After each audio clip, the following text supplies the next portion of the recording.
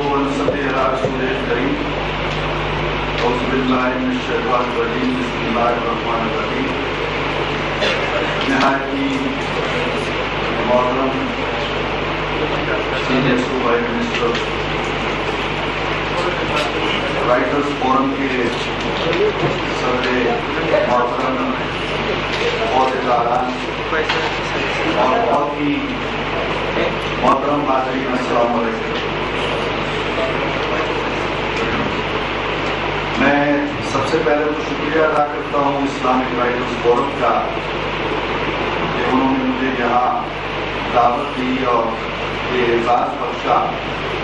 کہ میں ان سے قلم کی حرمت کا حلف لوں.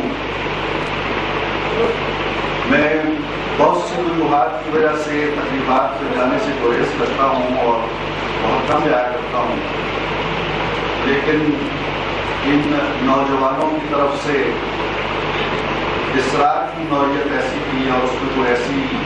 کوشش تھی کہ میں اتنا لمبا سفر طے کر کے خاص طور پر اس تقریب کے لیے آ گیا. اور یہاں آنے کے بعد اس تقریب کو دیکھنے کے بعد مجھے خوشی ہو رہی ہے کہ مجھے یہاں آنا چاہیے تھا، اس لیے کہ صحافت اگرچہ بہت ہی مقدس پیشہ ہے اور بڑے بڑے انقلابات صحافت کے دامن سے ٹوٹے، بڑی بڑی تبدیلیاں آئیں، صحافی لوگ ہوتے ہیں جو بڑے بڑے بادشاہوں کے تخت و تاج الٹ دیتے ہیں اور بڑے بڑے فقیران راہگزر کو تخت و تاج کا مالک بنا دیتے ہیں، لیکن اس کے ساتھ ساتھ ایک بہت بڑی ذمہ داری بھی ہوتی ہے،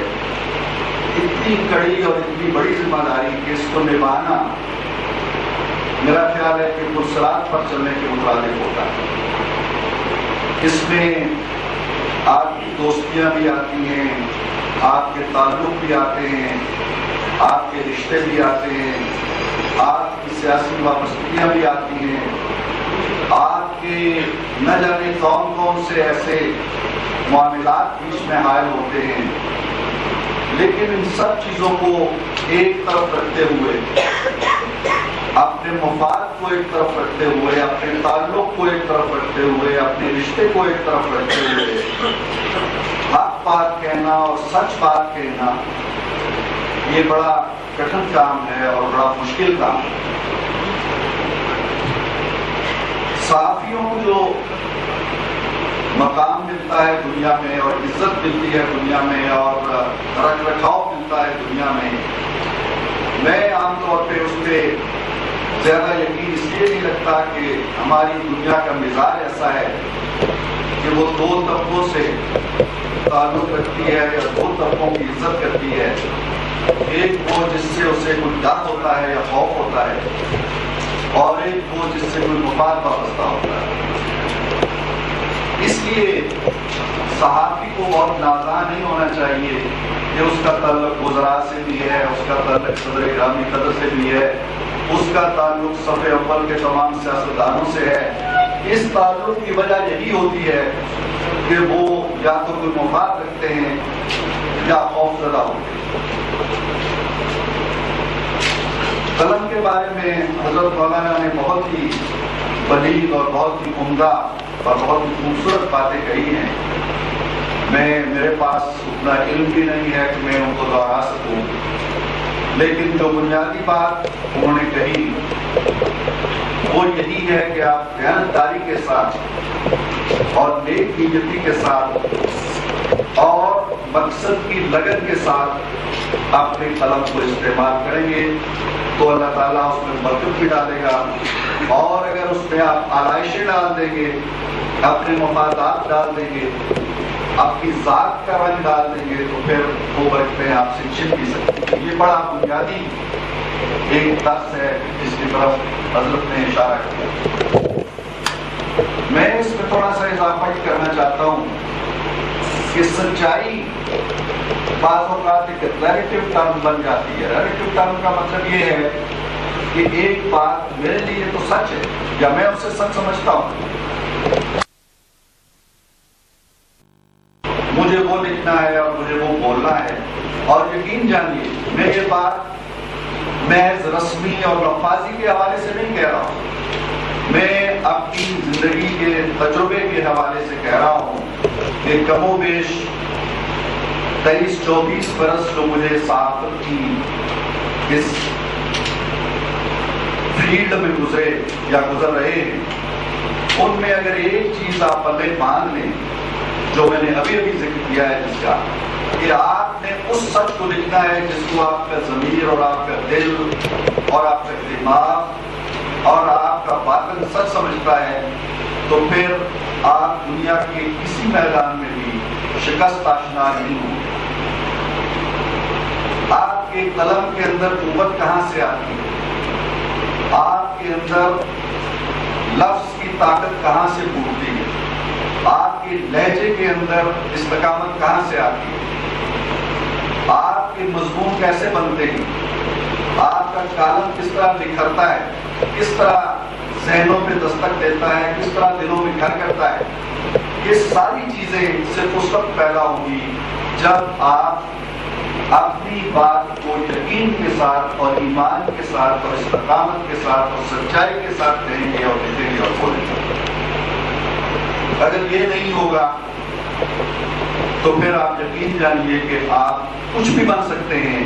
لیکن لوگوں کے دلوں کے اندر جا کر اپنا مقام نہیں بنا سکتے، اپنی جگہ نہیں بنا سکتے. وہ جس قلم کی قسم کھائی جاتی ہے یا جس قلم کی حرمت کا ہمارے دین، ہمارے مذہب، ہمارے قرآن نے بھی تذکرہ کیا، وہ قلم وہی ہے جو صداقت کا آدمی ہوگا، اور صداقت وہی ہے جو آپ کے دل سے پوچھے. تو میں اپنے نوجوان دوستوں سے یہی توقع رکھتا ہوں. ماشاءاللہ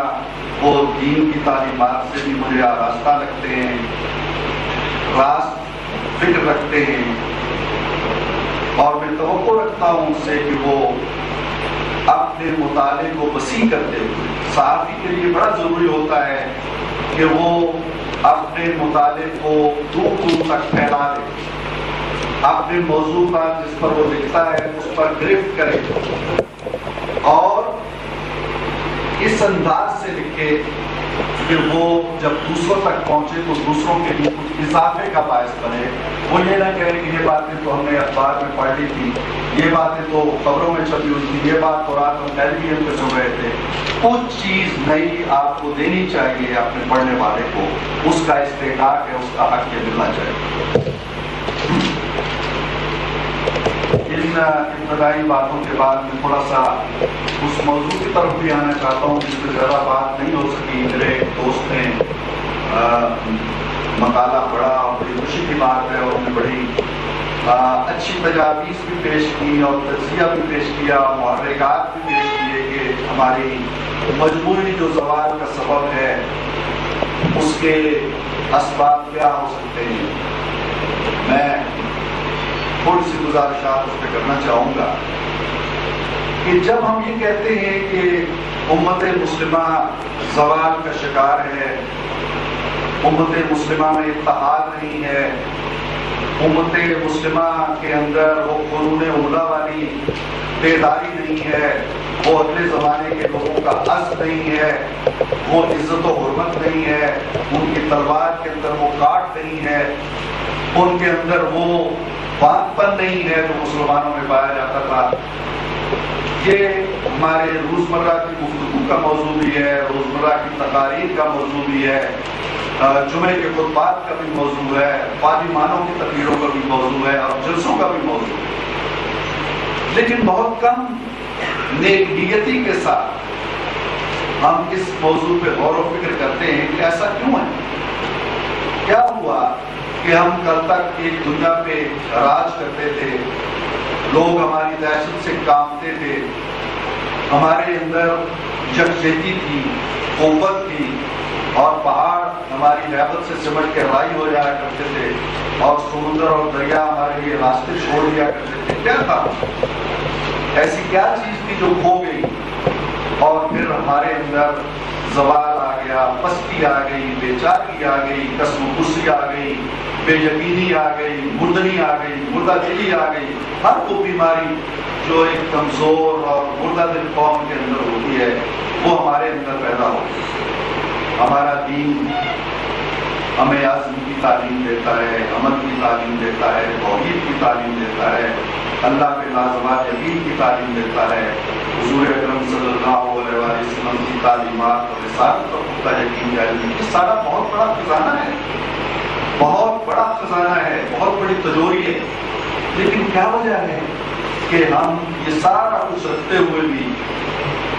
ہمارے اندر کوئی تبدیلی نہیں آ رہی، کوئی چنگاری نہیں پھوٹ رہی؟ وہ جو علامہ نے کہا تھا کہ مجھے عشق کی آگ اندھیر ہے، مسلمان کی راک کا ڈھیر ہے. رات کے اس ڈھیر کے اندر چنگاری کا کیوں نہیں سوچ؟ یہ جو ان بچوں نے موضوع رکھا ہے وہ یہی ہے کہ مشرق وسطیٰ کے اندر کیا ہو رہا ہے، کس طرح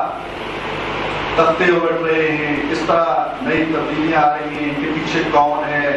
یہ جو مظاہرے ہو رہے ہیں، یہ جو انقلاب کے نعرے لگ رہے ہیں، جو 10 لوگ کوئی لیبیا میں نکل آیا، کوئی مصر میں نکل آیا، کوئی تیونس میں نکل آیا، کوئی لبنان میں چل رہا ہے، شام میں ہو رہا ہے، یمن میں ہو رہا ہے، اردن میں ہو رہا ہے، بہت سے ممالک میں. یہ بے چینی اور یہ بے چینی کیوں ہے؟ ایک موضوع کا ایک حصہ یہ ہے، محرکات اس کے کیا ہیں، اور پھر آگے چل کے انہوں نے مزید اس میں پوچھا ہے کہ کیا امت مسلمہ اسے کیسے نجات حاصل کر سکتی ہے اور کیا صورت. یہ بہت بڑا موضوع ہے اور میں نہیں سمجھتا ہوں کہ اس مختصر سے وقت میں اس کے ساتھ میں انصاف کر سکتا ہوں، لیکن چند بنیادی باتیں میں ضرور کہنا چاہتا ہوں. پہلی بات تو یہ ہے کہ ہم لوگ جو جس خطے کا ہم ذکر کرنا چاہتے ہیں، یعنی مشرق وسطیٰ کا، آپ پاکستان کو ایک طرف رکھ دیجیے اور افغانستان کو ایک طرف رکھ دیجیے، بے شک ایران کو بھی نکال دیجیے، ترکی کو بھی آگے چھوڑ دیجیے، بیچ کے جتنے خطہ آتا ہے یہ سب مسلمان ممالک ہیں، چھوٹے چھوٹے اسلامی ممالک، اور بیشتر وہ ہیں جو دوسری جنگ عظیم کے بعد آزاد ہوئے. کوئی فرانس کی قید سے نکلا، کوئی برطانیہ کی قید سے نکلا، اور انہیں آزاد ممالک کا تشخص حاصل ہوا. ان ممالک میں آپ دیکھیے اور چلے جائیے، آپ کو 2 طرح کے طرز حکومت ملے گی، یا شخصی آمریت ملے گی یا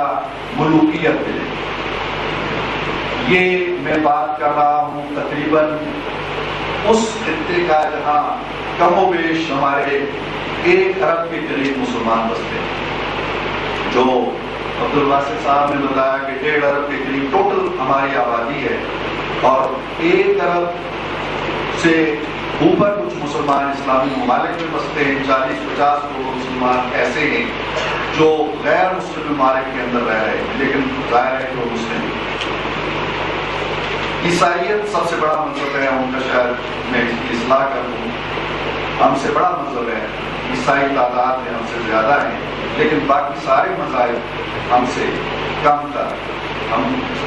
2 ہندوؤں کے مقابلے میں، 1 ہندو کے مقابلے میں ہم سارے مسلمان 2. اسی طرح یہودی 1 یہودی کے مقابلے میں کم و بیش 100 مسلمان. بدھ مت جو ہے وہ ہر ایک 2 کے مقابلے میں ہر ایک کے مقابلے میں 2 مسلمان ہوتے ہیں. عیسائیت کو میں نے ایک طرف رکھ دیا، عیسائیت کے آگے پھر مختلف گروہ بن جاتے ہیں.